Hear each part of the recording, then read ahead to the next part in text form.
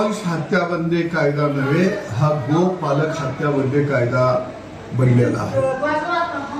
आज शेतकऱ्यांच्या समोर भाकड गाय, मस्टाईड झालेल्या गाय, कमी दूध देणाऱ्या जर्सी गाय, या जर्सी गायीचं होस्टन गायीचं नेमकं करायचं काय हा प्रश्न पडलेला आहे। दोन गायी जर दुधाळ असल्या आणि त्याच्यामध्ये एक गाय जर भाकड निघाली तर ती शेतकऱ्याला सांभाळणं परवडत नाही। जर्सी गायला आणि म्हशीला जर गोऱ्या झाला तर तो आज अवतालाही चालत नाही, बाजारातही त्याला विकता येत नाही। आणि म्हणून एका बाजूला शेतकरी कर्ज काढून दुधाचा दंगा उभा करत आहे आणि त्याच्यावरती अनुत्पादक जनावर एक दोन जर भार म्हणून पडलं तर तो धंदा निश्चितपणाने त्याचा तोट्याचा होत आहे।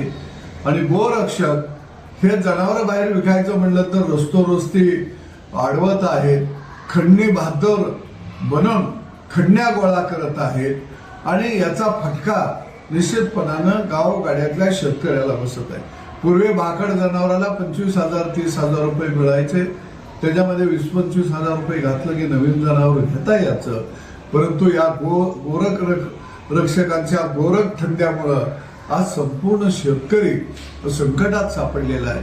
गोरक्षक हे नाही, हे गोभक्षक सगळे झालेले आहेत आणि म्हणून आता शेतकऱ्याला पर्यायाने लढा देण्याशिवाय आम्ही नांगराचा फाळ हातामध्ये घेऊन या गोरक्षकांचा आता बंदोबस्त करणार आहोत, कारण ही लढाई शेतकऱ्याच्या अस्तित्वाची आहे, शेतकऱ्याच्या घामाची आहे।